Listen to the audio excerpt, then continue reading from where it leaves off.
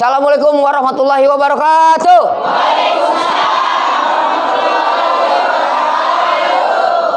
Pergi jauh dari Pulau Melaka. Pergi haji ke kota Mekah. Ibu-ibu, siapa yang menjawab salam saya, semoga mendapat berkah. Amin. Beli kentang, jangan beli nanas. Ibu-ibu banyak utang, mudah-mudahan pada lunas. Amin. Amin, kenceng bener amin ya. Baik, ibu-ibu sekalian, di mana saja Anda berada, terutama yang ada di Masjid Ta'lim Nurul Iman ini, saya ucapkan selamat datang dan selamat bertemu kembali di channel kamu, yaitu channel Sudut Dakwah Islam. Alhamdulillah. Namun sebelum acaranya kita ada beberapa tema. Tema kita adalah berkaitan dengan kehidupan. Bagaimana kehidupan yang bahagia? Sulit menjadi hidup yang paling bahagia. Baik itu hidup bahagia di akhirat maupun bahagia di dunia. Di dunia tentunya banyak kebahagiaan yang kita dapat, tapi di akhirat belum tentu. Mau tahu jawabannya? Mau? Nanti akan disampaikan tausiah bersama Ustadz Dr. Junadi. Banyak mana namanya sih? Sarjana Pendidikan Islam. Pokoknya banyak dah dia gelarnya ya. Nah, nanti akan disampaikan. Kemudian di segmen kedua ya, yaitu kita ada penanya dari ibu-ibu yang ingin bertanya berkaitan dengan tema atau di luar tema, silakan. Namun sebelumnya kita mulai ini, saya juga mengucapkan terima kasih kepada Bapak Ketua RT 06 RW 02 Duri Kepak Guji Baru ya Bu ya. Ya Bapak Sarkat.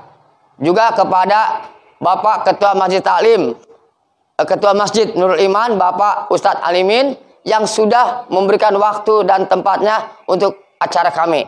Juga ucapan terima kasih kepada Ketua Masjid Ta'lim, Ibu Wati atau Ibu Anissa ya, sudah menyempatkan diri. Dan kepada ibu-ibu semua, para jamaah yang hadir tentunya di studio ini atau di Masjid Ta'lim yang bahagia ini, yang penuh rahmat Allah, mudah-mudahan kita mendapat keberkahan. Amin. Baik.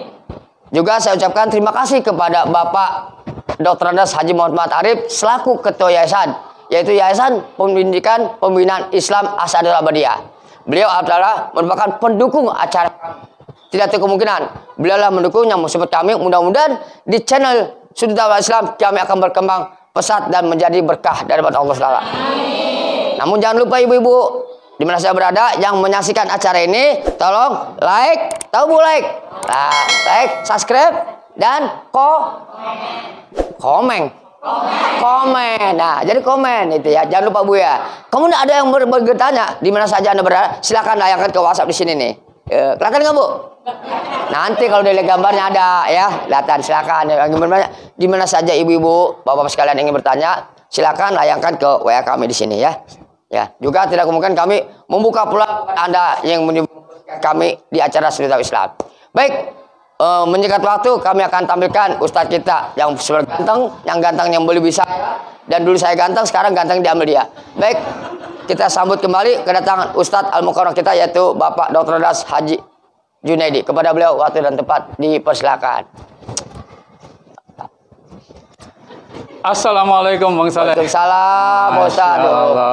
Gimana kabar? Sehat? Sehat. Alhamdulillah. Masih hidup Ustaz? Alhamdulillah. Berkah.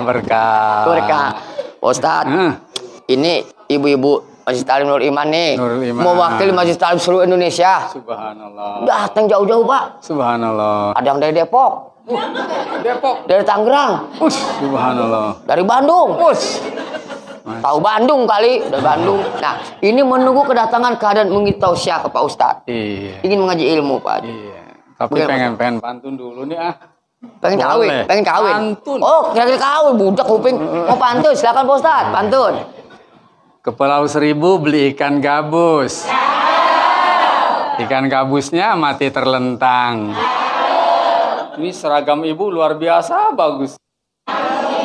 Tapi sayang buat. Hah? Tenang, Pak Ustadz, tenang. Bu, saya belain Bu. Cabut paku, pakai tang. Pakai tangnya makan nanas. Biar kata ibu pada utang, yang penting bisa lunas. Aduh. Subhanallah. Ngomongin utang ke ibu-ibu, tapi matanya ke saya. Emang cocok masalahnya. Cocok apa Pak? Iya dilihatinnya enak gitu. Dia tuh dilihatinnya tukang ngutang. Ustadz, kira-kira nih tema kali ini udah saya sebutkan Pak Ustadz. Apa sih hakiki kebahagiaan kehidupan kita? Oh gitu. Saya tadi mau jelaskan Pak Ustadz, kata Ibu jangan Ustadznya aja, kan sama saya juga. Boleh mewakili. Baik, Bu. Pembukaan doang. Pembukaan, Bu. Tadi saya jelaskan bagaimana kehidupan yang bahagia dan harmonis, ya, baik dunia dan akhirat. Perlu saya tahu Bu, boleh? Boleh. Baik, kalau boleh, Pak, silakan. Monggo. Oh gitu. Ngebukanya galak banget, dikira mau lanjut ya. Baik, assalamualaikum warahmatullahi wabarakatuh. Waalaikumsalam warahmatullahi wabarakatuh. Bismillahirrahmanirrahim. Alhamdulillahilladzi an'amana bi ni'matil iman wal islam. Wassalatu wassalamu ala sayyidina wa habibina wa syafi'ina wa qurrati a'yunina sayyidina wa maulana Muhammadin wa ala alihi wa sahbihi ajmain amma ba'du. Ibu-ibu jamaah Majelis Taklim Nurul Iman yang insya Allah senantiasa diberkahi Allah Subhanahu wa Ta'ala, juga seluruh pemirsa, para penonton di mana saja berada, yang insya Allah mudah-mudahan Allah senantiasa membimbing kita dalam kehidupan ini. Puji syukur kita panjatkan kehadirat Allah Subhanahu wa Ta'ala, sehingga pada siang hari ini kita dapat hadir bersama di majelis yang mulia, majelis ilm. Yang kata Nabi, man salaka tariqan yaltamisu lahu bihi ilman sahalallahu lahu tariqan ilal jannah. Siapa orang yang melangkahkan kakinya menuju majelis ilmu, Allah mudahkan langkah kita nanti menuju surganya Allah Subhanahu wa Ta'ala. Amin ya rabbal alamin. Jadi ibu-ibu yang sudah melangkahkan kaki ke majelis ilmu ini dipermudah nanti menuju surga. Memang berat langkah buat ke masjid, betul? Berat langkah buat ngaji, banyak aja godaannya, banyak aja tantangannya, banyak aja rintangannya. Tapi ibu-ibu bisa melewati semua karena ibu yakin inilah jalan menuju surganya Allah Subhanahu wa Ta'ala. Salawat teriring salam semoga senantiasa tercurah pada junjungan kita Nabi besar Muhammad, beserta keluarga dan para sahabatnya, dengan suatu harapan mudah-mudahan kita yang hadir kelak mendapatkan syafaatul uzma'nya di yaumul qiyamah nanti. Amin ya rabbal. Ibu-ibu hadirat yang berbahagia serta para pemirsa dimanapun berada, setiap manusia, tak terkecuali kita.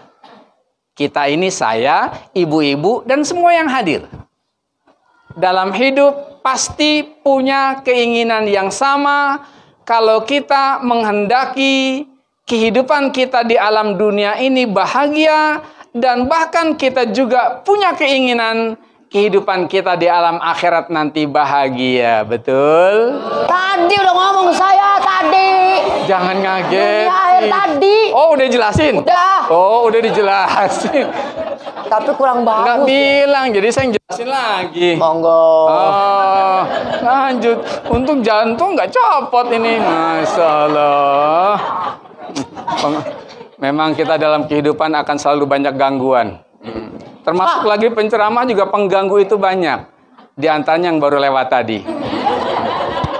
Kula uju berpindah jauh dari setan. Kenapa? Karena setiap kita berdoa, Bapak, Ibu berdoa di setiap kesempatan kita berdoa, baik ketika kita doa habis sholat atau doa dalam bentuk kegiatan acara apapun, tuh doa sapu jagat nggak akan pernah kita lewatkan. Betul? Apa doa sapu jagat? Rabbana atina idunya hasanah wa fil akhirati hasanah wa qina azabannar. Wah, hebat banget ya Bu ya. Apal? Itu baru sapu jagat. Oh. Gimana sapu injuk? Oh, sapu jagat itu Sapu tadi. jagat berarti semua doa. Semua doa dan segala semua doa dunia intinya itu. Betul. Coba Rabbana apa? atina di dunia hasanah. Betul. Wafil akhirati hasanah wa qina. Apalan dia? Iya. Pada ngaji, Bu? Emang gacoannya itu gua doa. Oke. Lanjut, Pak Ustaz. Berarti itu sapu jagat, Pak Ustaz, ya? Doa sapu jagat itu Masya namanya itu. Allah. Kenapa disebut sapu jagat? Satu kali doa semuanya keinginan kita sudah tercukupi. Ya Allah, berikan saya kebahagiaan hidup di dunia, kebahagiaan hidup di akhirat, jauhkan dari azab siksa api neraka. Itu intinya hidup kan. Kebahagiaan hidup di dunia ke sana, hidup di akhirat nyumpain saya mati. Hidup di akhirat sini. Oh begitu Pak, dunia akhirat Pak Ustaz ya, Masya Allah. Oke ya. Jadi doa kita itu, Bu. Timbul masalah sekarang. Loh kalau gitu gimana nih caranya kita mendapatkan kebahagiaan itu? Kan nggak cukup dengan doa. Bagaimana cara seseorang bisa mendapatkan kebahagiaan itu? Banyak orang berbagai upaya ditempuh, berbagai cara dilakukan. Ada orang yang beranggapan, oh bahagia itu kalau hidup jadi orang kaya. Katanya, ya. Bahagia kalau hidup jadi orang kaya. Rumahnya megah, mobilnya mewah, hartanya berlimpah. Mau apa saja tinggal beli. Mau nunjuk orang ikutin. Bahagia punya harta. Sehingga apa?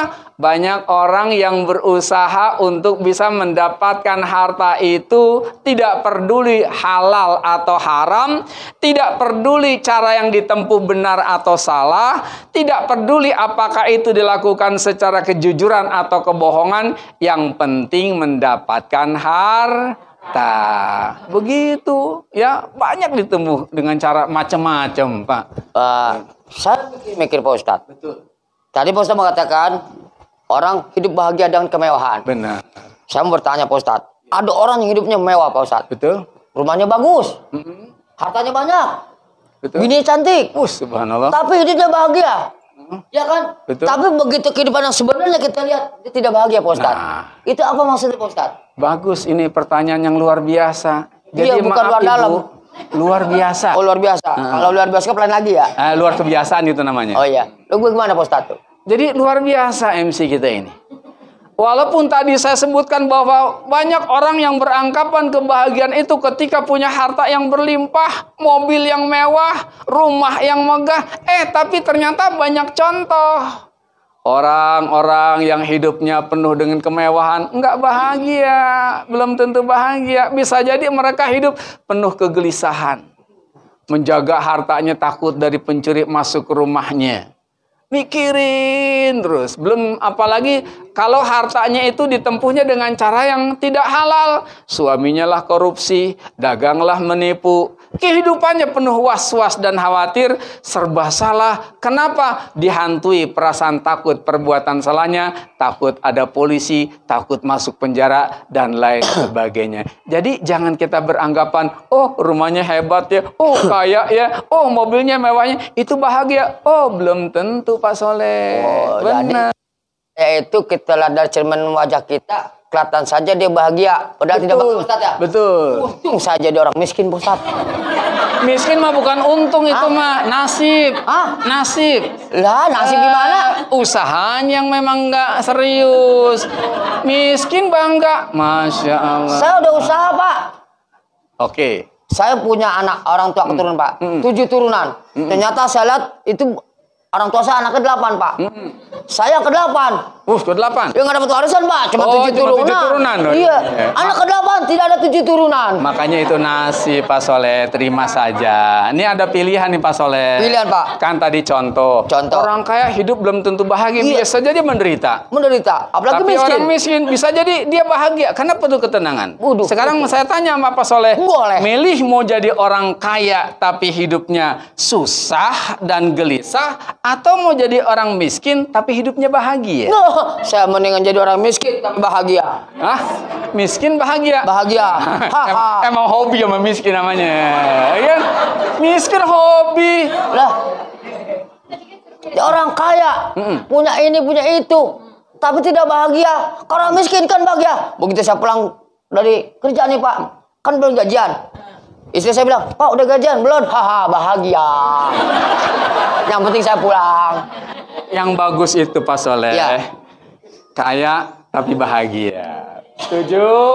Oh, kaya tapi bahagia. Oh, kaya tapi bahagia. Betul. Bahagia dalam batin. Betul. Bahagia dalam lahiriah. Betul. Percuma kaya dengan materi-materi yang didapatkan tidak halal. Betul. Saya menjadi orang kaya. Ah gitu dong. Tapi tidak bahagia. Gitu. Nah, tadi Pak Ustadz tanya saya. Ada pilihan Pak Ustadz. Pak Ustadz, andai kan ibu-ibu nih, jamaah kita. Ada Pak Ustadz dikasih 2 pilihan. 2 pilihan, betul. Jawaban 1 pertanyaan, Betul. 1 ya, jawabannya. Pak Ustadz dikasih mobil sama celana. Kalau Pak Ustadz pintar, pilih mana? Mau mobil apa mau celana? Lah pasti pilih celana lah, saya nggak ngelihat harga. Wah, Oh, celana saya pilih. mobil. Oh, ngapain pakai mobil nggak pakai celana? Oh iya ya, Betul. begitu. Pak Ustadz, dari mana? Pak Ustadz terus pakai pintu gitu. Ya! Ya, jadi Cerdas, maaf ya. Pinter kan? Pintar. Nah, jangan Wah. ngajarin Ustadz lah. Nah, Oke. lanjut ya Pak Ustadz dah. Baik, Ibu ya. Gara-gara pakai celana. Jadi pertama itu harta belum tentu membuat bahagia. Ada orang yang beranggapan, oh bahagia kalau punya pangkat dan jabatan. Ya, punya pangkat tinggi, punya jabatan sebagai kepala apa gitu ya. Sehingga apa? Orang melihat, enak ya kalau orang punya pangkat dan jabatan, kesana kemari dihormati dan dipuja orang. Berangkat selalu mendapatkan pengawalan, buka pintu dibukain tuh pintu, jalan bawa tasnya dibawain. Kenapa? Punya pangkat dan jabatan. Orang melihat sepintas bahagia dia. Tapi maaf, ternyata belum tentu orang yang punya pangkat dan jabatan tinggi itu bahagia. Bisa jadi hidupnya serba gelisah. Bisa jadi hidupnya selalu dihantui perasaan khawatir jangan datang KPK. Ya, karena mungkin dia dapat jabatannya karena mungkin ditempuh dengan cara yang tidak halal, dengan cara menyogok, dengan menginjak ke bawah, menjilat ke atas. Jadi belum tentu bahagia walaupun dia punya pangkat dan jabatan tinggi, kesana kemari dipuja, dipuji, dikawal, dan kemudian perintahnya dituruti, amarahnya ditakuti. Itulah pejabat yang kata orang katanya kaya. Padahal belum tentu Pak Soleh. Belum tentu Bu. Dia pejabat, dipuji, disanjung, tapi itu bahagia. Pak, Betul. ada artis cantik, aktor tampan, Ya. ganteng Pak Ustadz, ya kan? Itu kan disanjung Pak. Betul. Bagaimana dengan saya yang tampan dan jelek ini Pak? Oh kali. Sudah tampan jelek lagi. Oh gitu. Nah, apakah saya bisa disanjung? Bisa. Nanti ke depan kan mungkin bisa tambah jelek. Kan tambah tua tambah jelek kan Ibu ya? Bener dong. Saya minta solusinya Pak Ustadz. Kalau saya jelek gini disanjung kagak? Nih tambah dipendem. Orang tuh disanjung bisa karena kekayaannya. Kekayaannya. Bisa karena kejabatannya. Jabatannya. Bisa karena popularitas karena dia artisnya. Oh. Sebagai artis. Tapi bisa juga dia populer karena jeleknya. Makanya bahagialah orang yang jelek bisa top. Iya. Kayak saya dong. Ah, biasa. Iya. Nasib, Bisa nasib, populer nasib. karena jeleknya ya. Iya, Pak Oke, Ustadz. terima saja nasibnya. Oke. Selanjutnya Pak Ustadz. Ibu-ibu hadirat yang berbahagia. Iya. Jadi orang juga ada yang berpikir, oh saya bahagia nih ngelihat kalau udah jadi artis gitu ya. Wajah cantik atau tampan. Kemudian terkenal dia, dipuji dan dipuja orang. Artis kan begitu, kelihatannya enak. Duitnya banyak. Wah, di mana-mana makan enak. Keluar negeri juga berulang-ulang kali. Kelihatannya. Tapi maaf Bu, padahal belum tentu yang kita lihat itu orang yang sudah populer, dia sebagai artis, dia punya ketenaran luar biasa, hidupnya bahagia belum tentu. Terkadang justru mungkin hidupnya penuh kegelisahan. Akhirnya hidupnya dalam rumah tangga pun tidak beres. Sering terjadi perceraian karena tidak ada keberkahan. Kenapa? Dia menjadi populer, jalan apapun ditempuh, sikut kiri, sikut kanan, injak bawah, jilat atas, atau menebarkan fitnah, yang penting dia populer. Kan banyak begitu. Jadi jangan kita iri dengan seseorang yang punya popularitas tinggi, yang punya ketenaran. Kalau kehidupan seperti itu ibaratkan kayak hewan-hewan kura-kura Pak Ustadz ya. Betul. Kalau kura-kura kan nama bajai ada bedanya Pak Ustadz. Apa Ini bicara bedanya? Kalau kura-kura kan kalau kita giniin palanya mendem. Mendem. Dia dong nongol. Kalau kambajai diselap mau kemana bu? Gitu. Ya. Bener. Itu kura-kura mau bajai. Coba ibu kalau manggil bajai, bang bajai nongol palanya kemana bu? Iya. Coba kura-kura pegang palanya, dia mendem. Nah, makanya kalau dia kayak kura-kura jelek pak ya. Betul. Dia sikut kiri, sikut kanan, tendang bawah, Betul. tendang kanan ya kan. Betul. Dia nongol sendiri. Itu kura-kura pak ya. Kura-kura itu. Jelek pak hidup kayak gitu pak. Betul. Untung jeleknya nggak ke saya, dia nggak inget, Karena walaupun ke situ udah jelek, jadi nggak usah diulang-ulang lagi jeleknya. Pak, sebenarnya pengajian dapat tempat jolim sih pak. Saya dijolimin dulu ya Allah, dijolimin mudah-mudahan saya jadi ustad. Habis kan kalau ibu-ibu pada ketawa kan kita sedekah sama ibu biar ibu senang. Ibu ketawa pak. Situ korban. Saya pulangnya korban. Kan korban satu yang ketawa 80. Ya. Dapat 80 pahala tapi dapat dosa 1. Bapak jangan hitung ketawanya pak. Oh gitu. Lihat giginya ada kagak utuh. Oh, gitu. Baik ibu. Sekarang timbul tanda tanya. Kalau gitu di mana sih letak bahagia ini? Kita kan perlu tahu di mana letak bahagia. Ada seorang sahabat bernama Abu Sa'id Al-Khudri. Ya, siapa Bu namanya? Abu Sa'id. Abu Sa'id Al-Khudri datang kepada Rasulullah Muhammad sallallahu alaihi wasallam. Dia bertanya, "Ya Rasulullah, berikanlah saya nasihat. Yang apabila aku laksanakan nasihatmu itu, aku akan mendapatkan kebahagiaan dan keselamatan hidup di dunia maupun di akhirat nanti." Maka Rasul pun memberikan 3 buah nasihat. Apa kata Nabi? Ittaqillaha haitsu ma kunta. Wa atbi sayyatal hasanata tamhuha wa khaliqin nasu bi khuluqin hasanin. Jadi 3 nasihat nih yang Nabi berikan kepada sahabat beliau yang bernama Abu Sa'id Al-Khudri yang minta resep supaya hidup dia bahagia dunia akhirat gimana? Resep yang Nabi sampaikan bukan hanya untuk Abu Sa'id Al-Khudri, tetapi untuk kita semua.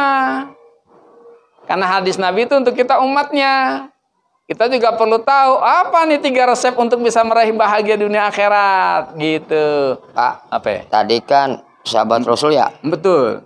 Siapa namanya Pak? Abu Sa'id Al-Khudri. Nah, hafalan dia. Oh iya, saya nyampein. Jadi ada 3 resep untuk hidup kebahagiaan di dunia. Betul. 3. Betul. Yang pertama, Ittaqillaha haitsu ma kunta.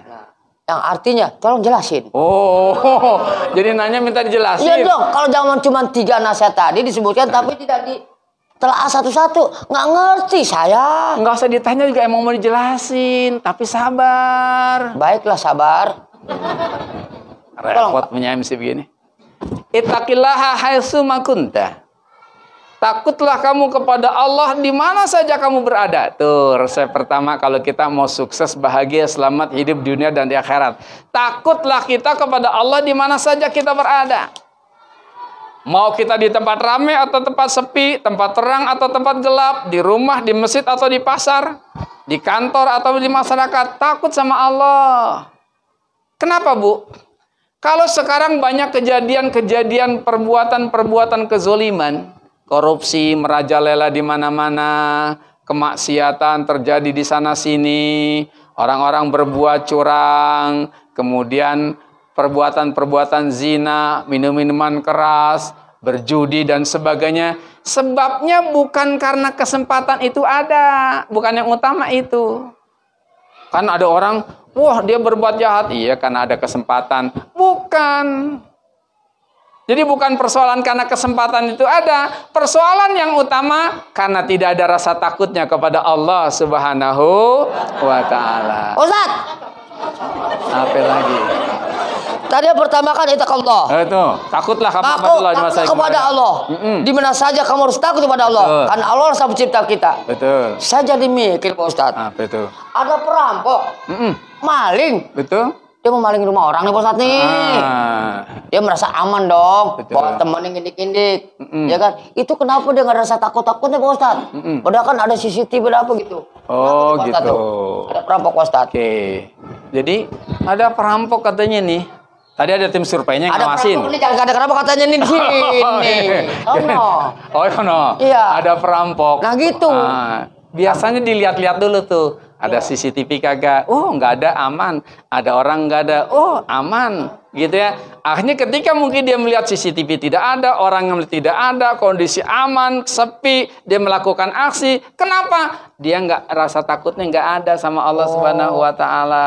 Berarti tidak ada hati di Allah, niat dia tidak ada di perasaan dia, Allah tidak Betul. Sebab kalau orang yang punya rasa takut hanya kepada Allah, tidak ada sejengkal tempat pun yang luput dari pengawasan Allah, dan tidak ada sedetik pun waktu yang Allah lalai dari mengawasi hamba-hambanya. Masya Allah. Gitu. Berarti perbuatan kita, Pak Ustadz, sekecil apapun, sebesar apapun, ada catatannya, Pak ya. Ada catatannya. Di apa namanya? Malaut apa? Malaikat rokib, malaikat atid.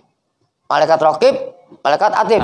Mencatat kebaikan, mencatat keburukan. Yang nyatet utang di mana, Pak? Nyatat utang itu di hati aja dah. Jangan sampai lupa. Utang lagi aja. Oh, jadi rokib, atid. Iya. Yang kebaikan dan mencatat kebaikan. Betul. Lek, lu jangan catat, Lek. Jangan.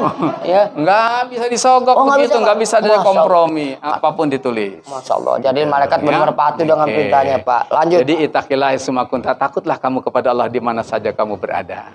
Ada cerita Pak Soleh. Iya. Nih, cerita nih. Nih dengerin cerita nih dia nih. Dengerin. Cerita. Saya enggak. Di zaman Khalifah Umar bin Khattab, ada seorang budak yang sedang menggembalakan kambing. Kambing kemarin lupa. Yang sedang menggembalakan kambing, gitu kan ya? Be. Besok potong kambing. Ada seorang budak, seorang pengembala kambing. Iya. Seorang budak yang sedang menggembalakan kambing, banyak jumlah kambing yang sedang digembalakan ini. Ini budak nih. Miskin. Budak. Iya. Budak enak no. Miskin sekali lagi. Iya. Nah, besok telunjuknya jangan pakai telunjuk ah. Budak. Oh iya, kagak enak juga ya, kagak enak. Budak miskin gimana, Pak Ustaz? Jadi Khalifah Umar coba ngetes. Ditemuin lah tuh si budak yang sedang menggembalakan kambing. Ditanya, Assalamualaikum. Waalaikumsalam. Si budak nggak tahu kalau yang datang ini khalifah, presiden. Presiden. Ditanya, wahai saudara, boleh nggak? Tunggu.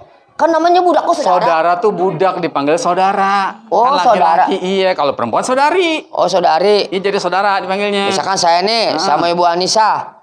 Iya. Jadi manggilnya bukan Bu Anissa. Saudari. Saudari. Iya. Ya. Jadi wahai saudara, kata Al-Khalifah Umar, bolehkah saya membeli domba yang kau sedang gembalakan ini 1 atau 2 ekor saja? Apa jawab si budak? Maaf Tuan, ini bukan domba milik saya. Ini domba milik Tuan saya. Saya hanya penggembala. Kata Umar, udah begini aja dah. Jual tuh domba 1 atau 2 ekor. Saya bayar, uangnya kau pergunakan untuk kebutuhan hidupmu. Toh majikanmu takkan pernah tahu andaikan domba yang kau jual kepadaku 1 atau 2 ekor. Karena banyaknya domba yang gak pernah dia hitung. Masya Allah. Ngetes Mau dikasih nih. duit banyak Kasih tuh banyak. dibeli. Suruh pakai aja tuh duit. Supaya goyah imannya. Goyah iman. Apa Masya jawaban Allah. si budak? Apa jawabannya? Jawab dong, Dak. Ini mau diwakilin, jawab sabar. Apa kata si budak? Maaf Tuan, saya tidak berani Tuan. Tuan saya si pemilik domba itu memang tidak. Kok pindah ke situ jadi ngegeser. Ya, budak. Soalnya kesini budak kemana aja bebas. Entah mau nunjuk budak kemana? Ya, daripada tunjuk lu kemana bingung kan dia. Salah nunjuk, mah kemana? Nih. Jadi, maaf Tuan. Ya. Tuan saya si pemilik domba ini memang tidak akan pernah tahu andaikan domba yang sedang aku gembalakan ini aku jual kepada Tuan 1 atau 2 ekor saja. Paham gak tuh omongannya itu? Paham. Oh, cakep. Tapi maaf Tuan, Tuhannya Tuhan saya, Allah Subhanahu wa Ta'ala, Dia Maha mengetahui atas segala perbuatan hamba-hambanya. Maaf, saya tidak berani melakukan itu Tuan. Masya Allah. Keimanannya benar-benar kepercayaan kepada Allah dan taat dan takut kepada Allah. Luar biasa. Walaupun dia nggak tahu tuh yang beli adalah presidennya, Betul. disogok uang banyak, tapi karena dia takut kepada Allah, maka tidak dijual si budak itu pada kambing. Itulah Bukan contoh si saya. budaknya sama kambing. Masa enggak dijual si budaknya sama kambing? Maksud saya, kambing itu tidak dijual sama si Oh budaknya. iya, baru bener itu. Bedanya budak sama budak beda. Iya. Kalau budak di kuping, budak disuruh-suruh. Ya, budak di kuping. Jadi nggak dijual. Nggak dijual. Kambing sama si budak. Kenapa takut sama Allah? Bayangkan, andaikan semua pemimpin di Indonesia ini khususnya, mereka para pejabat-pejabat, mereka para anggota MPR dan DPR, mereka orang-orang yang mendapatkan amanah dari rakyat untuk mengelola negeri ini, mereka punya rasa takutnya hanya kepada Allah, niscaya mereka tidak akan berani berbuat kecurangan-kecurangan. Mereka tidak berani korupsi, mereka tidak berani uang rakyat, sejahtera dan aman di bangsa ini. Kuncinya takut nggak ada sama Allah. Jangan kuncinya takut nggak masuk dimasukin ke partai. Betul. Ke komisi gitu ya. Takut kepada Allah. Takut kepada Allah. Kan rukun iman ada 6. Yang pertama kepada Allah takut. Takut sama Allah. Iya. Ya? Terus bagaimana tuh setelah itu? Bagaimana Halimah Umar tuh Pak? Setelah ditolak itu. Akhirnya udah Umar kagum. Akhirnya si budak itu dimerdekakan. Merdekakan? Bahasa bendera dong. Itu 17 Agustus. Lain. Dimerdekakan. Jadi tidak budak diberikan hadiah oleh khalifah. Kenapa? Dia bangga seorang presiden punya rakyat walaupun budak, walaupun miskin, imannya luar biasa, takutnya kepada Allah Subhanahu wa taala. Kayak Pak Ustadz beli kambing sama saya. Kok lari ke kambing? Biar saya jadi budak merdeka. Oh gitu. Aduh. Emang tukang kambing sih. Oh, jadi gitu Pak Ustadz ya. Itu jangan cerita itu bagaimana Pak Ustadz dengan cerita ya Rasulullah itu bagaimana Pak? Yang katanya Rasulullah pernah ditimpukin sama apa? Oh, itu. Ustadz pernah dong cerita waktu itu. Dengar. Waktu kita jalan dulu. Iya, cerita Rasul diseludahin kali. Mau Rasul duluin? Iya. Siapa yang ngeludahin dia? Siapa Pak? Emang ngapain? Ya siapa nanya siapa yang ngeludahin? Siapa nanya? Oh dulu gimana ceritanya ya? Ceritanya gini, kita lanjut yang kedua nih. Yang kedua ya. Yang kedua. Tadi kan tiket pertama itu Allah. Yang kedua takut sama Allah. Wa atbi'is sayi'atal tamhuha. Iringi perbuatan salahmu dengan kebaikan. Jadi resepnya kalau kita mau bahagia hidup di dunia akhirat, selamat kita hidup di dunia akhirat, iringi perbuatan salah yang kita lakukan dengan kebaikan. Contohnya Pak Ustaz? Nah, kita kan ini manusia makhluk yang lemah. Dibilang saya dibilang manusia. Tadi dibilang budak sama kambing. Kita kan manusia dia lagi sadar. Karena lagi berdosa nih manusianya. Buatlah kedosamu berkebaikan agar kau tidak salah. Hai ustadzku. Jadi manusia itu tepatnya khilaf dan alfa, banyak salah dan dosa. Pasti semua kita ini banyak dosa, termasuk yang lagi bicara. Yang bicara mana? Itu bicara ini. Jadi termasuk yang lagi bicara juga banyak dosa, sadar. Bahkan terkadang kita punya slogan, tiada hari tanpa dosa. Contoh. Terus menghapusnya bagaimana Pak? Contohnya dulu Contohnya Pak, contoh. Tiada hari tanpa dosa. Tiada hari tanpa dosa. Pak Soleh, tadi pagi kagak sholat subuh, dosa. Tadi pagi nggak sholat subuh. Dosa. Diponis banget, dosa. Terus sarapan pagi nih, ke warung, makan bakwan 4, ngaku 2, dosa. Kan ngurangin itu Pak. Iya ngurangin. Daripada kagak beli. 4, tinggal 2, bayarnya baru 2, yang udah masuk 4, dosa. Itu Dharma Haji namanya. Iya. Dari 5 ngakunya hiji. Nah itu. Pas lagi jalan nih, di pinggir got nih. Lagi jalan, ada kucing. Ada kucing. Kaki iseng, jebur ketawa. Girang, menjolimi kucing, dosa. Itu yang tadinya nonton gitu siapa tuh? Iya, itu tadi. Siapa itu? Kan kucing. Ya kan itu dosa. Oh, artinya perbuatan kita itu dosa, Pak ya. Kita ibu-ibu nih lagi ngobrol-ngobrol habis masak. Kalau yang namanya lagi kumpul ngobrol kan terkadang obrolan kesana kemari gitu. Akhirnya orang diomongin. Nah, ini gini. Bener ngomongin dosa. Tadi kan berbuat dosa nih. Tadi segala ada kagak subuh, dosa. Betul. Makan 5, ngaku 2, dosa. Betul. Kucing ditendang, dosa. Nih ibu-ibu nih. Ibu-ibu yang sono nih. Ibu-ibu nih. Nyari kutu mau baris. Baris nih. Satunya depan, ini depan lagi. Oh gitu. Yang belakang kebagian jenggut aja udah terakhir. Gitu. Nyari kutu mau. Ih, si Anu mah jengkat suaminya bilang arisnya gue kesebel gitu. Terus ngutnya dimakanin. Itu dosa nggak Pak? Itu namanya membicarakan keaiban saudaranya. Dosa. Ya ada itu ya bener tuh. Si Eti arisan udah 2 bulan kagak bayar baru dapat dia duluan. Mana pindah lagi. Itu dosa juga Pak? Dosa.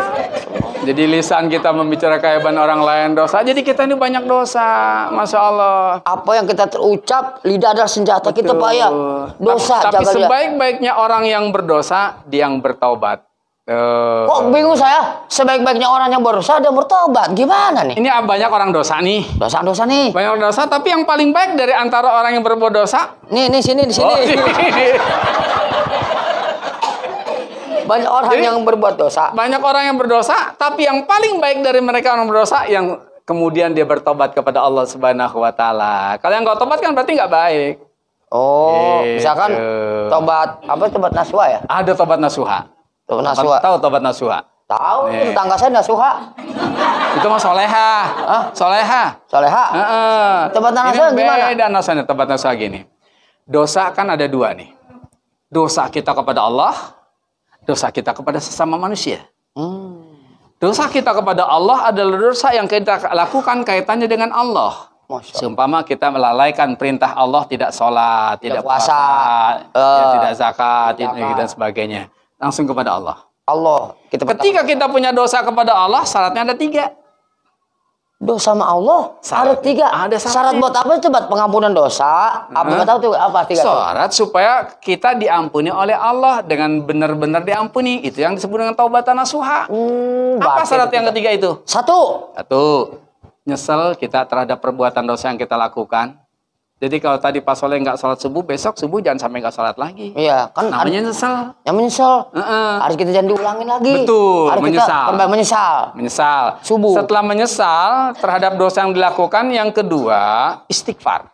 Mohon ampun sama Allah. Ya Allah, ampuni dosa hamba yang tadi sholat subuh kagak sholat. Ya Allah, hamba sudah menjadi hamba-Mu yang zalim, hamba-Mu yang jualan diri sendiri gitu ya. Betul. Oh, Masya Allah. Ya, minta ampun sama Allah. Istighfar. Istighfar. Astagfirullahaladzim. Yang ketiga, berjanji untuk tidak lagi mengulangi perbuatan dosa itu. Iya. Saya juga gitu Pak Ustaz. Emang saya pernah sih, kita namanya manusia kan lalai Pak. Nggak subuh. Berarti dosa Pak ya. Kita mohon ampun man. Berarti hablunallah ya Pak ya. Betul. Kemudian kita gimana Pak? Jangan kita berjanji nggak mengulangi lagi Pak. Iya. Istri saya Pak yang bahaya Pak. Kenapa itu? Saya berbuat dosa Pak. Ulangin dong gitu Pak. Udah udah malam. Ulangin Pak, ulangin itu. Bukan dosa itu, ibadah itu mah. Ibadah. Saya kira dosa. Jangan ngomong di sini banyak anak kecil. Enggak, saya belum mau tobat begitu. Itu Tapi kan ada juga orang yang tobatnya itu setengah-setengah. Ada yang disebut dengan tobat-tomat. Bukannya saus. Tomat. Tomat apa tuh? Tobat-tomat artinya hari ini tobat, besok kumat. Nyolong. Tobat, Tobat, nggak mau ngambil. Ketahuan. Iya. Besoknya ngambil lagi. Iya. Itu tomat. Tobat-tomat. Gitu tomat. Hari ini tobat, besok kumat. Jadi atau tomat. tobatnya orang makan sambal. Emang sambal. Hari ini makan bakso sambal kepedesan. Wah, gue kapok udah makan sambal pedes banget nih. Besok makan lagi di situ. Iya. Dia lupa. Begitu ucus buntu. Ya. Gitu Baru. Ya. Baru sadar. Itu tobat tomat. Oh, tobat tomat. Ya. Iya, Itu kalau syarat kita tobat sama Allah tuh cuma 3. 3. Tapi maaf, kalau salah kita sama manusia itu ada 4 syaratnya, malah banyak. Kok lebih banyak Pak Ustaz? Lebih berat. Berarti Allah maghfirah lebih banyak manfaat. Allah lebih mau ngampuni, lah maha pengampun. Kita kalau datang manusia Pak, istighfar. Kalau 4 nih. 1. Kita nyesel terhadap dosa yang sudah kita lakukan kepada sesama manusia. Sama manusia. Mungkin ada tetangga yang pernah kita fitnah, mungkin ada tetangga yang pernah kita ambil haknya, mungkin ada tetangga yang pernah kita jewer, gitu ya. Iya. Ada juga mungkin MC yang yang dijelek-jelekin sama ustadznya ya. Ntar saya minta maaf. Ya, minta maaf makanya. Gitu. Ya, 1. Ya. Istilahnya dia menyesal tuh terhadap perbuatan yang dilakukan. Kedua, minta maaf. Temuin dah tuh. Maafin tadi ya. Iya. Jangan diulangi kamu ya. Enggak, iya. Saya dibilang jelek. Iya. Untung saya sadar saya jelek. Saya diminta maaf yang Iya, kedua saya maafin, ya. Minta maaf. Kemudian yang ketiga, janji nggak mau berbuat lagi. Saya janji nih, walaupun nanti di episode lain mungkin begitu lagi. Gitu. Sekarang saya janji, ya, memenuhi janji untuk saya tobat benar, dosa kepada manusia. Tadi saya nyesel, kemudian kedua saya minta maaf. Tadi udah. Ketika saya janji nggak mengulangin lagi. Jangan kau ulangi lagi perkataanmu tentang menjolimi diriku, menjelekan diriku ya. Ingat, apalagi ya. Galak lagi ya, gitu ya. Nah, kalau dosa kita kepada sama manusia ada tambahannya, yang keempat nih. Apa nih tambahan ini? Tunaikan kewajiban atas hak yang pernah kita ambil dari orang yang pernah kita zolimi. Misalkan gimana tuh? Tunaikan kewajiban kita apa yang orang mana pernah kita ambil. Betul. Haknya. Apa tuh Pak contohnya? Kalau Pak? punya utang kan nggak cukup minta maaf. Ya, Minta situ maaf. lagi lah. Iya. Ini contoh Kalau yang kau utang kesal lagi aja dah. Bu, minta maaf ya, saya punya utang sama ibu. Mudah-mudahan ibu maafin saya. Apa kemudian lunas utang Oh, itu? contoh saya nih. Betul, contoh. Saya minta maaf, punya utang Pak Ustadz. Betul. Assalamualaikum Pak Ustadz. Waalaikumsalam warahmatullahi Aduh, wabarakatuh. Pak Ustadz. Iya, gimana Sehat Pak Ustadz? Alhamdulillah. Biasa basa-basi dah. Dah. Pak Ustadz, saya belum bisa bayar utang nih Pak Ustadz. Karena belum gajian Pak Ustadz. Gimana Pak Ustadz? Ya kalau itu boleh, janji namanya ngulur waktu. Terus Pak Ustadz jawabannya gimana sebelum bisa bayar utang? Oh iya, tetap harus bayar dong. Harus bayar? Iya. Kalau saya udah bayar, Oh, lunas udah impas. saya ngutang lagi dong. Tenang lagi. Itulah namanya tobat tomat. Oh, Jadi tobat-tomat. kalau kita dosa kepada manusia, tunaikan. Kalau kita pernah pinjam utang, kita bayar. Bayar. Kalau kita ngutang. pernah kita ambil barang dari tetangga kita, dosa kita sadar minta maaf, kemudian kita kembaliin tuh barangnya. Kalau pernah mungkin anaknya kita jewer, kan dosa tuh kita minta maaf, nih balas jewer lagi. Tapi Pak Ustadz Gitu. kebanyakan kan orang, maaf ya Pak Ustadz ya, kadang-kadang orang berkata maaf kan kadang-kadang malu ya Bu ya. Lebih malu dulu, kadang gengsi gitu. Nah, itu. Iya, apalagi ibu-ibu nih, caput tetangga sebelah diambil. Umpetin gitu. Masa kita pulangin? Bu, kemarin ini sapunya Bu, saya ambil. Tuh ibu Yang marah nggak gimana? boleh gengsi, itulah resiko dan konsekuensi. Oh. Sehingga menimbulkan prestasi. Nah, kan cakep. Tidak membuat sensasi. Nih. Puas, Anda puas, kami lemas. Tuh, ya, jadi Ya. itulah ketika Ya. kita yang kedua syarat ini, kalau kita berbuat salah, iringi kesalahan kita dengan kebaikan. Minta maaf dulu, bertobat dulu dengan tobatan nasuha, tobat sesungguhnya. Udah setelah itu iringi dengan kebaikan. Ya, dengan banyak ibadah, dengan banyak zikir, dengan banyak melakukan Masya Allah. ibadah kepada Allah Subhanahu wa taala. Itu kedua syarat supaya kita Syarat mendapatkan keselamatan hidup dunia dan di akhirat. Oh. Ada yang ketiga. Yang ketiga. Yang ketiga, wa khaliqin nasu bi khuluqin hasan. Bergaullah kamu, berbuat baiklah kamu kepada sesama manusia dengan perbuatan yang sebaik-baiknya. Jadi kalau kita mau hidup bahagia, mau hidup penuh ketenangan dan bahagia dunia dan di akhirat, ingat kita hidupkan hablum minallah, hablum minannas. Dengan Allah kita baik, maka bergaulah kamu dengan sesama manusia dengan pergaulan yang sebaik-baiknya. Berbuat baik dengan sesama manusia. Nah, kayak ibu jamaah Nurul Iman nih. Betul. Kita bergaul nih baik nih ya. Ulang dikasih makan kita sama dia. Iya. Kan baik, bergaul. Baik namanya. Semua nih. Kenapa? Silaturahmi menjalin ikatan keluarga, Betul. menjalin persaudaraan, tidak putus dari rahmat Allah. Betul. Kalau Bu, baik Bu, silaturahmi Bu, silaturahmi sini gitu ya. Tapi jangan dibacain nggak ada air. Karena memang di sini musim panas. Bukan musim panas, Pak. Di sini tukang pumpnya pada masang air. Tuh ya kita nunggu air hujan aja. Kalau hujan Ya kita udah. nangkak aja kalau haus Bu, gampang. jangan ya. nyinggung buatnya Bu Anissa dong. Oh. Enak. Ya. Gitu ya. Ini ada hadis Nabi loh. Oh, hadis. Hadis Nabi yang menceritakan bagaimana sih seharusnya kita berbuat baik kepada sesama manusia. Kata Nabi, ahsin ila man ahsana ilaik. Wa ahsin ila man lam yuhsin ilaik. Wa ahsin ila man asa'a alaik. Paham? Kagak. Oh, belum jelasin ya? Soalnya dia mau bahasannya Patut cakep ngomong banget. gitu. Nggak, saya mikir itu bahasanya enak bener. Saya pengen ngapal, susah. Oh, susah. Coba ulangin tadi. Kata hadis Rasulullah. Ahsin ila man ahsana ilaik. Kencang Wa dikit. ahsin ila man lam yuhsin ilaik. Wa ahsin ila man asa'a alaik. Tahu artinya? Yang artinya? Yang artinya. Begini, Bu. Ya, selanjutnya. Yang tadi kata Ustaz tadi artinya. Ibu mau tahu nggak artinya, Bu? Mau dijelasin sama saya, Bu? Mau? Begini, Bu, artinya. Pak, jelasin dah. Enggak terus aja. Aduh. Jadi, Bu, cara kita berbuat baik kepada sesama manusia dalam hubungan hablum minannas. Kata Nabi, satu, berbuat baiklah kamu kepada orang, kepada tetanggamu yang orang itu berbuat baik kepada kita. Gampang kagak? Gampang gak nih? Kita suruh berbuat baik sama tetangga, yang tetangga itu baik banget sama kita. Gampang gak? Gampang. Kalau hari ini tetangga kita masak sayur asam dibawain kita satu mangkok. Bikin besok kita masak sayur lodeh. Kan kepengen tuh. Kemarin tetangga kita bawain sayur asam, kita masak sayur lodeh banyak, bawain semangkok. Gampang nggak? Balas budi, tukeran doang. Gitu. Tapi yang kedua, wa ahsin ilaman malam yuhsin ilaik. Berbuat baiklah kamu kepada tetangga yang tetangga itu nggak pernah berbuat baik kepada kamu. Oh, mulai susah. Nih kita punya tetangga segejek bujek katanya. Seumur-umur. Tahu segejek bujek ya? Apa segejek bujek? Itu bahasa apa? Segejek Nggak tahu bujek. dah. Segejek bujek kalau kata orang bilang mah. Seumur-umur kita tinggal di situ tuh tetangga belum pernah berbuat baik sama kita. Masya Lah, Allah. kalau dia makan beli duren, kebagian wanginya doang tuh, lakinya bawa. Mending wanginya, Tujukannya. Pak. Pagi-pagi kulitnya keinjak sama kita. Kebagian Aduh duren, itu aduh nasi duren. namanya, gitu ya. Cuman dia kata tetangga yang sebelah lagi nih, Pak. Kan yang sebelah kanan dia beli ini duren. Betul. Cuman wanginya doangan. Benar. Kulitnya sama saya. Saya injak, Pak. Aduh duren, aduh duren. Tetangga bilang malah sama saya. Sombong lu beli duren diinjak-injak gitu. Itu namanya nasi. Udah, Pak, bukan punya saya. Iya, beli durian diinjak-injak ya? Udah, maksud saya durian bekas dia. Kulitnya. Keinjak saya. Tetangga sebelah saya bilang, sombong lu beli durian diinjak. Udah, bukan punya saya keinjak. Gitu. Jadi ya tetangga yang nggak pernah berbuat baik sama kita, Aduh, Nabi Masya Allah. ajarkan tuh tetap berbuat baik kamu kepada dia, walaupun dia nggak pernah berbuat baik kepada kita. Segejak bujuk tadi seumur-umur dia belum pernah nganterin makanan kepada kita. Masya Allah. Kalau giliran kita masak banyak, anterin. Dia belum juga, besok anterin lagi. Besok juga anterin lagi. Bangkrut. Ya paranin kalau takut bangkrut. Ya, ini saya apa? Dia akan baik kepada kita. Gitu. Sejahat-jahat tetangga kita, kita jangan balas dengan kejahatan. Betul. Kita balas kebaikan. Betul. Ya kan? Walaupun Saya dia pelit, baik. kikir gitu Betul. kan. Medit.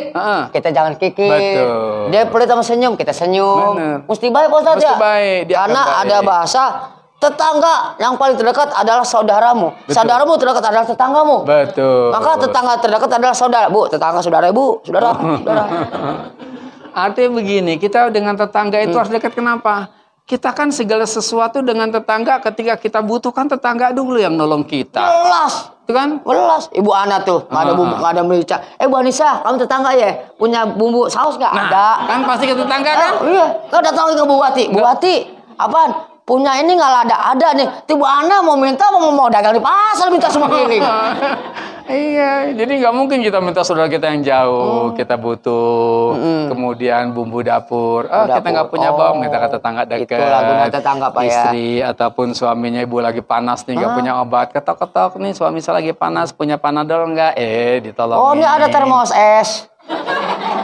Kau sakit panas. Pakai termos es diguyur Termos gitu. diguyurin. Iya, emang Ya. dingin juga sih betul. Emang benar Pak Ustadz. Kenapa? Bagaimana mungkin kita berbuat baik sama tetangga? Karena kalau kita meninggal Pak Ustadz, Betul. yang nolong pertama tetangga Pak Ustadz. Pasti itu. Nggak ada yang mandiin. Saudara kita masih jauh. Betul. Kita tetangga kita kita Kalau mandiin. nggak punya hubungan dengan Kalau mau baik, tetangga, siapa mandi itu mayat? Mandi sendiri? Mandi sendiri. Sama sendiri? Setan lu ya jalan ke nyusahin kubur gua. sendiri. Nah, iya. Masya Jadi itulah Allah. baiknya dari tetangga. Masya Allah, tetangga. Kenapa suatu saat kita butuh?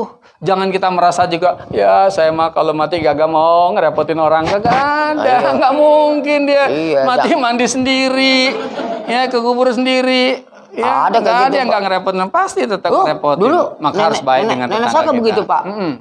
Cucu sini kumpul. Apanya? Nenek kalau mati nggak mau ngerepotin ini kenapa?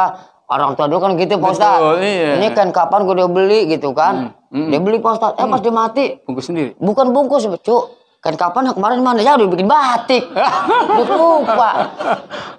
Mau ngerepotin. Iya, Nah, bener ya. makanya sesuatu jangan dinating kayak gitu Pak Ustadz. Karena perlu Jangan. bantuan bagaimanapun. Betul. Ya, perlu. Maka kata Nabi yang ketiga tadi dalam hal berbuat baik, wa ahsin illa man asaa alaik. Berbuat baiklah kamu kepada tetanggamu walaupun tetangga itu jahat sama kamu. Masya Allah. Masya Allah. Ini kayak ibu-ibu Berbuat kita nih, Pak, ya. jahat pun kita harus baik sama tetangga walaupun tetangga jahat sama kita. Nih kayak ibu-ibu nih udah baik banget nih, Bang Talim udah akur-akur, Betul. ya kan? Walaupun di sini kerudungannya sama, mudah-mudahan hati juga sama ibu ya. Nah, walaupun utangnya berbeda-beda, tapi tetap bayar yang sama. Ya seperti contoh. Contoh, Ketika Nabi mencontohkan bagaimana Nabi membalas kejahatan orang dengan kebaikan. Masya Allah. Ketika dia mau ke masjid, ada seorang pemuda meludahi dia. Puh, nempel nih lidah. Tempel. Diusap. Nabi ambil air wudhu kembali dicuci. Hari kedua lewat lagi situ. Diludahin lagi. Enggak marah Nabi, diusap. Langsung ngambil wudhu bersihin. Hari ketiga lewat situ lagi, ditungguin lagi sama si pemuda. Diludahin lagi, diusap. Enggak marah Nabi. Hari keempat Nabi lewat situ, enggak ada tuh pemuda yang ngeludahin dia. Oh. Tengok ke sini nyari ada sahabat Nabi yang ya Rasul sedang mencari apa? Ini loh saya biasa lewat sini ada pemuda yang selalu meludahi saya. Oh si Fulan ya Rasul. Iya betul itu. Di mana dia? Sedang sakit ya Rasul. Masya Allah. Lagi sakit tuh yang langganan dia. Rasul bagaimana saat itu Pak? Langsung dia pulang, langsung dia siapin makanan. Balas dendam dia enggak? Kagak. Masya Dia Allah. tengokin tuh di Oh, makanan. ditengokin. Masya Allah. Dia Terus? tak. Siapa? Kata tamu sana, karena bukan muslim kan Karena ya. kamu siapa? Nah, Oh, Yahudi deh, Yahudi Iya, ya. Yahudi. Oh. Saya. Katanya, saya siapa? Saya Muhammad. Muhammad yang mana? Muhammad langganan ente. Wow, Orang ludah langganan dikasih roti. langganan dibilang. Betul. Ternyata begitu mulianya Nabi Muhammad, dibukakan pintunya, dia takut sangkanya mau balas dendam, tapi Nabi memberikan kesejukan dalam nasihatnya. Saat itulah si pemuda Yahudi berkata, "Ya Muhammad, sebelum ini engkau adalah orang yang paling aku benci. Tapi ketika aku sekarang sakit, belum ada satupun tokoh Yahudi yang menjenguk aku. Tapi engkau orang yang paling aku benci, ternyata engkau yang menjenguk aku. Betapa mulianya engkau. Maka saat ini aku bersaksi, asyhadu an la ilaha illallah wa asyhadu anna Muhammad Rasulullah." Masuk Islam karena kebaikan Nabi. Oh, jadi ada beberapa manfaat dari kebaikan Rasulullah itu menggetarkan hati Yahudi sehingga masuk Islam. Iya. Gara-gara dia sering ludahin Pak ya. Betul. Pak, ludahin saya dong. Jangan. Biar biasa debat makanan. Ntar udah dibawa pulang lagi di bajimat. Oh, bukan ludahin malah pok. Oh, berarti kebaikan itu contoh kebaikan Rasulullah ya Allah. Maka jadi kita Dijahatin bertetangga aja. yang jahat pun, ayo kita perbuat baik. Ini saya dia akan sadar dan kemudian bahkan bisa beralih menjadi jauh lebih baik dari yang lainnya. Begitu, Pak Saleh. Oke, Pak Ustadz. Kalau gitu Pak Ustadz, kita udah masuk segmen kedua Pak Ustadz nih. Ada lagi yang disampaikan Pak Ustadz? Cukup. Baik, kalau cukup kita ada segmen kedua Pak Ustadz. Kita berikan pertanyaan kepada Ibu Pak Ustadz ya. Boleh, boleh. Kalau gitu Pak Ustadz, sebelum Ibu bertanya, silakan Pak Ustadz, silakan Baik, duduk. duduk Pak. Alhamdulillah. Baik, Ibu-ibu sekalian yang mungkin ingin bertanya, ya. Tunggu Ibu. Baik, di segmen kedua ini, Ibu-ibu ada yang ingin bertanya Bu? Ada yang bertanya? Siapa yang bertanya? Semua agak jawab. Ada yang bertanya? Wah, semuanya. Oke, saya tanya. Ibu Ana, silakan. Bu, disebutkan password dan ya. Diri nggak apa-apa Bu, nggak apa-apa. Kalau kamera berkelihatan Bu. Waalaikumsalam warahmatullahi wabarakatuh. Penyejuk iman. Perkenalkan, nama saya Ibu Ana dari Majelis Taklim Nurul Iman. Bu Ana nih dia nih Bu Ana. Bu Ana. Anak-anak tuh saya. Ana. Ente aneh. Silakan Bu Ana. Pak Ustadz, saya mau bertanya Pak Ustadz. Kalau ada orang Islam, dia banyak berbuat dosa. Kemudian dia tuh meninggal Pak Ustadz. Tapi belum sempat bertobat ya. Itu gimana kepada Allah? Apakah dia bisa masuk surga Pak Ustadz? Itu aja pertanyaan Bu ya. Pertanyaannya mohon penjelasannya. Wassalamualaikum warahmatullahi wabarakatuh. Waalaikumsalam. Baik Bu Ana, pertanyaan bagus. Begini Bu Ana. Ketika ada orang Islam, dia meninggal atau mati, ya kan, belum sempat taubat, apakah bisa masuk surga? Begini penjelasannya Bu Ana. Pak, gimana ya? Saya yang jawab. Nih, saya mau ngejelasin nih pertanyaan ibu ini nih. Saya mau ngejelasin, cuman kayaknya saya takut nggak pas. Nanya ke Ustadz tadi. Coba Ustadz dah, Di pasti dah. bagian saya itu ya. mah. Bu, biar dijawabin deh Bu ya. Baik ya.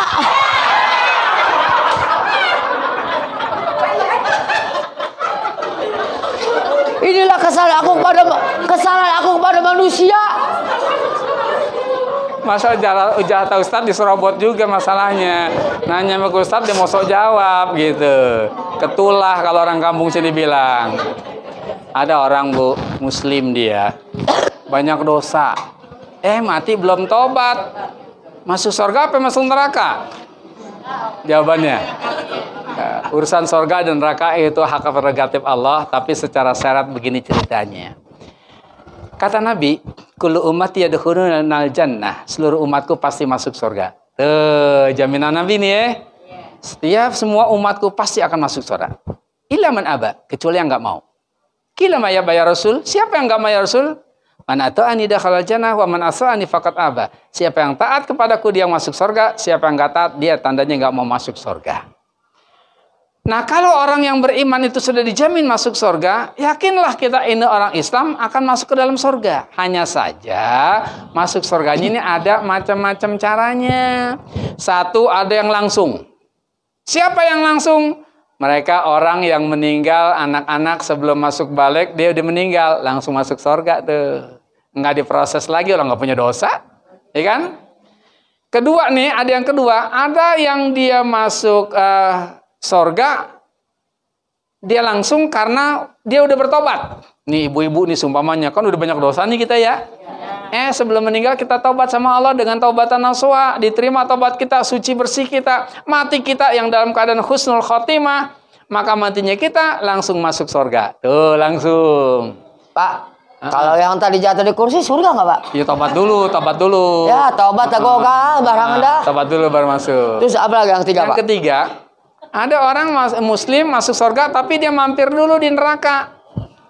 Kenapa? Selama hidupnya dia masih banyak dosa, ketika mati dia belum sempat tobat, maka dicuci dulu di neraka tuh. Bukan pakaian dong. Iya kayak pakaian, digilas begitu nanti. Digilas, dijemur, digosok, baru diangkat. Oh, gitu, ya. Jadi dia disiksa dulu di neraka. Sekadar banyak apa dosa yang dia lakukan. Setelah bersih, selama dia mati masih membawa iman, maka dia nanti akan dimasukkan ke dalam surga. Tuh, jadi yang kayak ibu tanyakan, dia punya banyak dosa tapi belum tobat, masihkah akan dimasuk surga? Masih ada kesempatan, tapi mampir dulu di neraka. Ya. Disaring ya. Saring dulu. Nih yang kelima, yang keempat, nih orang yang nggak punya kesempatan masuk surga, neraka. Khalidini fiha abadan fi nari jahannam. Siapa dia? Orang-orang kafir yang nggak bawa iman, yang nggak punya iman, itu nggak akan dihisap oleh Allah, nggak akan dihitung-hitung lagi, langsung aja cemplungin tuh. Langsung ke neraka jahanam gitu. Iya. Dia nggak dihisap lagi. Udah nggak dilihat lagi. Enak dong dia. Iya. Langsung dipendem. Dipendem ya. Jadi nah kita ini mau yang mana? Satu nggak mungkin. Iya. Kita belukan bayi lagi. Iya. Pilih yang kedua dah. Kita memang banyak dosa, tapi kita sempat tobat nih. Apalagi kita udah usia-usia camat nih. Iya. Apa camat? Oh, camat. Saya semua pernah jadi camat saya. Oh iya, apa camat tuh? Camat apa sih? Calon mati. Bangga deh kan, nih saya camat tuh. Saya pikir mah camat yang di atas lurah. Ya. Iya, kita calon mati di usia-usia yang sudah senja seperti ini. Banyak istighfar, banyak bertobat kepada Allah supaya Allah matikan kita dalam husnul khatimah setelah kita bertobat dan langsung kita masuk surga. Jangan niat mampir dulu ya. Ini masih banyak dosa udah kepengen mati. Jangan. Ya. Selagi masih kesempatan, ayo perbanyak amal, persiapkan diri supaya ketika kita mati husnul khatimah langsung kita enggak mampir lagi neraka tapi masuk surga. Begitu Bu pertanyaannya ya. Oke, ada lagi silakan Pak Saleh. Bu Ana dan Ibu Bella sudah jelas Bu tadi penjelasannya Bu ya.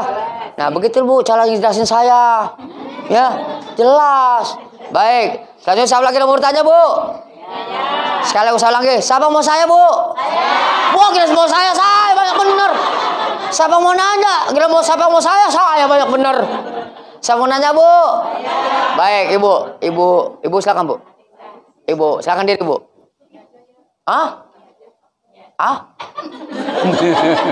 Yang kenceng Oh begini aja. Ya deh aku juga begini. Berdiri aja Pak Nisa.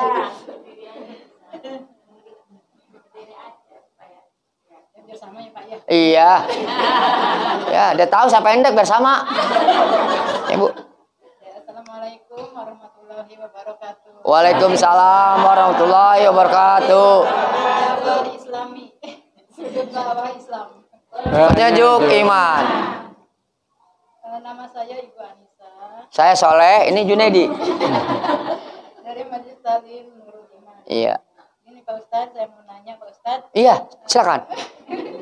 Gimana caranya agar di kehidupan kita bisa tenang dan menghadapi masalah dalam rumah tangga gitu Pak Ustadz ya. Apalagi masalah itu datang dari anak Pak Ustadz. Gimana cara menyikapinya Pak Ustadz ya? Sebelumnya terima kasih. Wassalamualaikum warahmatullahi wabarakatuh. Waalaikumsalam. Begini Bu. Bagaimana kita agar hidup menjadi tenang? Kebahagiaan, terutama anak ya Pak ya, katanya Ibu tadi tuh. Jadi saya nggak enak nih Bu ya, mau ngejelasinnya takut-takut Ibu kurang puas. Pak, jawab dah Pak. Jawab. Kalau seandainya ini Pak Soleh yang nanya seperti itu, saya mungkin jawabnya ada tuh di koran-koran telah meninggal dengan tenang. Mana ada Pak orang telah meninggal dengan gelisah, mikirin utang. Ya. Tapi kesian lah, jangan Ya, jangan dah, dijolimi lu. Dosa manusia Pak, ingat yang kedua tadi. Saya minta maaf lagi. Minta maaf lagi. Bagaimana supaya hidup kita tenang? Satu ayat yang mengatakan ala bizikrillah tatma'innul qulub. Banyak-banyaklah kamu ingat sama Allah, niscaya hatimu akan tenang, hidupmu akan tenang. Artinya apa? Mengingat Allah bukan hanya sekadar mengucapkan Allah, tidak. Apapun dalam kondisi kehidupan kita kan ada Nabi ajarkan lapat-lapat thayyibah yang harus kita ucapkan. Ya, ketika kita memakan, kita baca bismillah, kita sebut nama Allah, kita baca doa. Ketika kita selesai makan, kita sebut nama Allah. Ketika kita berjanji, kita mengucapkan insya Allah. Ketika kita melihat suatu pemandangan yang indah, subhanallah. Ketika kita kesandung, astagfirullah. Jadi apapun kondisi yang ada tuh jangan lupa kita selalu sandarkan menyebut asma Allah. Sehingga apapun yang ada hati kita tenang menghadapi masalah. Ya, anak itu udah banyak istighfar, astagfirullahaladzim. Mungkin anak saya ini nakal disebabkan karena sayang kurang dalam mendidik anak. Oh, mungkin anak saya nakal sekarang, oh Allah balas karena dulu saya juga nakal gitu.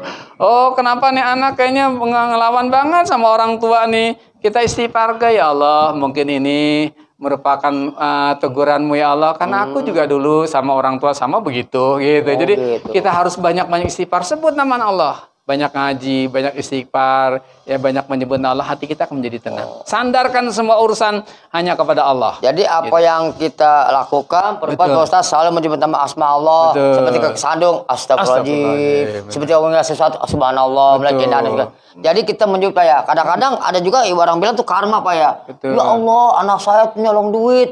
Padahal saya juga pernah begitu. Karma tidak ada. Karma hanya tidak saja mungkin Allah berikan ujian, teguran sesuai dengan dulu yang pernah kita lakukan lewat anak. Dengar Ibu ya, karma nggak ada, udah pindah dia. Itu mungkin ujian, entah ujian sekolah, ujian apa, tapi ini ujian dari Allah Bu ya. Kita saja sudah gitu jawabannya Pak Ustaz. Udah begitu Bu ya, puas ya Bu. Ya Bu, puas Bu. Anda puas, saya lemas Bu. Maksudnya jawabannya Pak. Ya ilah udah salah gitu aja. Oke. Baik, ibu-ibu tadi ceritanya kita udah hehehe, ya kan? Mungkin ada, wah ibu gini, udah ke hidung yang mancung. Maaf, ibu ada lagi pertanyaan Bu? Ada lagi Bu? Oh ibu silakan ibu. Assalamualaikum warahmatullahi wabarakatuh. Waalaikumsalam warahmatullahi wabarakatuh. Saya Ibu Sri Mariati dari Masjid Nurul Iman. Sudut dakwah Islam. Menuju iman. Kalau saya mau nanya nih, ya kehidupan saya sebetulnya. Ini saya sekarang mau ngaji kayak mau sholat, saya pakainya kursi, soalnya nggak bisa ditekuk kakinya, terus gimana ceritanya apa bisa dapat pahala apa enggak gitu loh. Kayaknya itu doang sih yang saya tanya.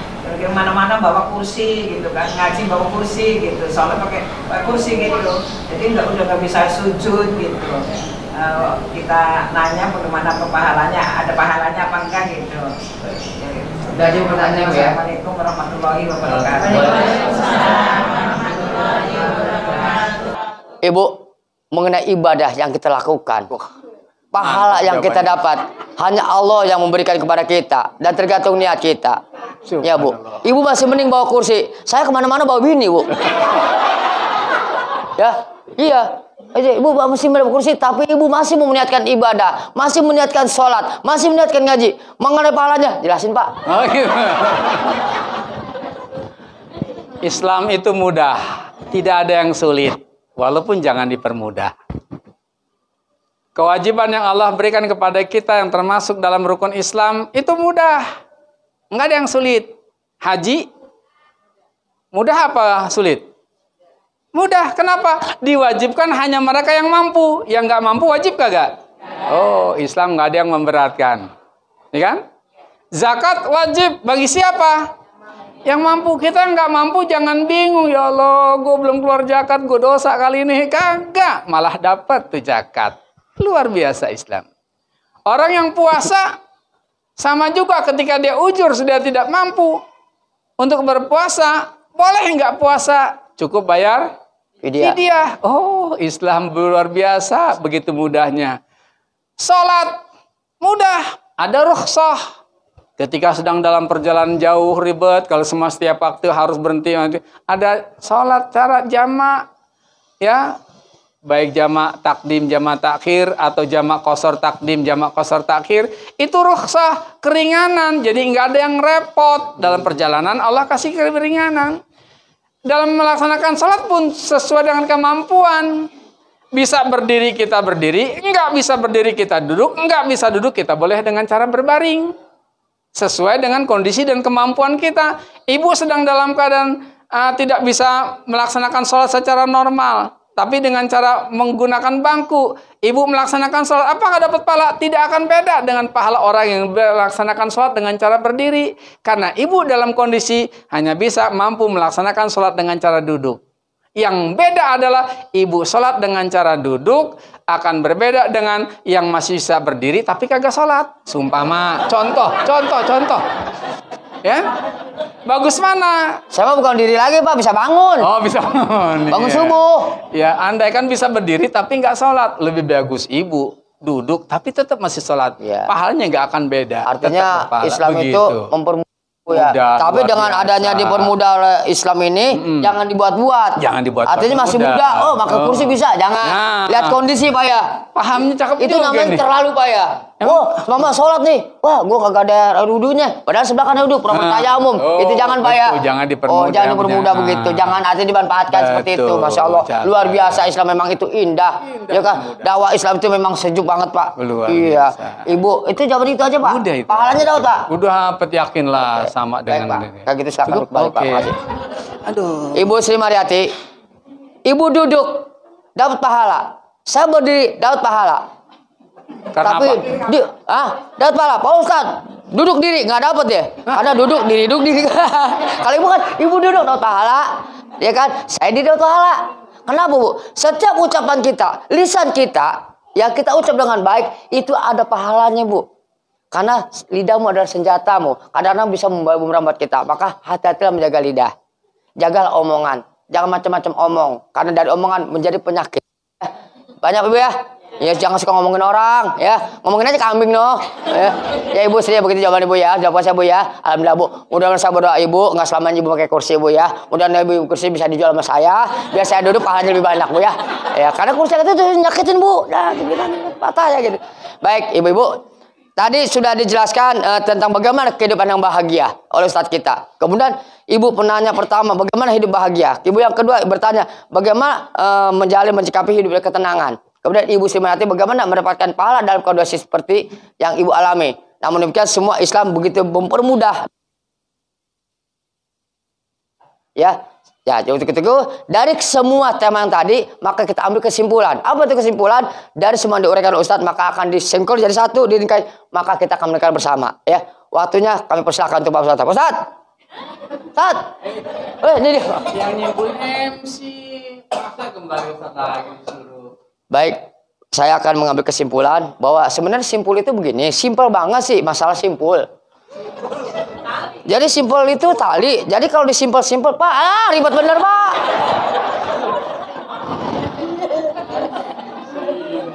Aduh, gara-gara simpul ribet. Makanya bahagia belum tentu bisa kita dapatkan dengan harta. Bahagia juga belum tentu didapatkan dengan pangkat dan jabatan tinggi. Bahagia juga belum tentu didapatkan karena populer dan ketenaran atau wajah cantik dan tampan. Ternyata kunci kebahagiaan tadi Nabi berikan resepnya, tanamkan dalam diri kehidupan kita rasa takut hanya kepada Allah di mana saja kita berada, niscaya selamat kita dari melakukan perbuatan kemaksiatan dan dosa. Kedua, kita ini perbuatan salah yang kita memang sadar banyak salah, ya dengan kebaikan. Yang ketiga, bergaulah dengan sesama manusia dengan pergaulan yang sebaik-baiknya. Insya Allah jika tiga nasihat Nabi ini dilaksanakan, kita akan mendapatkan ketenangan, kebahagiaan hidup baik di dunia ini maupun di alam akhirat nanti. Terima kasih. Assalamualaikum warahmatullahi wabarakatuh. Baik, ibu bapak sekalian yang saya cintai, sekiranya kami sudah dulu tadi kesimpulan yang sudah diuraikan oleh Pak Ustadz bagaimana kehidupan yang bahagia adalah tiga dan hadis Nabi yang disebutkan tadi. maka kita akan menjadi kehidupan yang bahagia hakiki bagi dunia dan akhirat. Mudah-mudahan ibu berada di sini setelah melakukan peserta taklim ini, ibu semua mendapat keberkahan dan keselamatan, dan keluarga ibu menjadi keluarga sakinah mawaddah dan warahmah, dan rumah tangga yang berbahagia, dan ibu juga mudah-mudahan dilunasi utangnya, ya seperti ibu melunasi utang saya. Baik pemirsa sekalian, kira cukup sekian dan kesayangan berikutnya dari sudut dakwah Islam. Mudah-mudahan kita bertemu kembali di acara-acara sama. Namun sebelumnya kami ingatkan, jangan lupa bagi anda yang menyimak sudut dakwah Islam, silakan buka channelnya di sudut dakwah Islam dan di like, subscribe dan komen. Dan apabila ada bapak-bapak ibu sekalian ingin mengirimkan pertanyaan-pertanyaan, silakan layangkan ke bawah sini. Ya, silakan dibaca sini nih. Baik. Sebelum saya akhiri acara, saya juga sebelum mengucapkan terima kasih kepada Bapak Ketua RT 06 R02 Duri Kepak, Uji Baru, Bapak Sarkat yang telah memberikan waktu dan izinnya, serta Ketua Masjid Nurul Iman Bapak Ustadz Alimin. Saya juga mengucapkan terima kasih kepada Ibu Ketua Majelis Taklim Ibu Wati dan Ibu Anissa, serta saya mengucapkan kepada para ibu jamaah yang sudah hadir tentunya di sini. Mudah-mudahan kalian ibu-ibu sekalian mendapatkan kemaghfirahan, mendapatkan rahmatan dan mendapatkan keberkahan Allah Subhanahu wa taala. Dan saya hadir dengan kata ucapan wabillahi taufiq wal hidayah. Wassalamualaikum warahmatullahi wabarakatuh.